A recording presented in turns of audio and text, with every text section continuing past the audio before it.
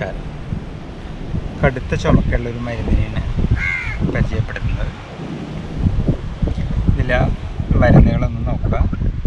ജീരകം 1 സ്പൂൺ, മല്ലി പൊടിച്ചത് 1 സ്പൂൺ, ചുക്ക് 1 കഷ്ണം പൊടിച്ചത്, 10 കുരുമുളക്, 5 വെറ്റില ചതച്ച് ഈ പൊടികളും ചേർത്ത് 100 ml വെള്ളത്തിൽ ചേർത്ത് 50 ml ആയിട്ട് വറ്റിക്കുക.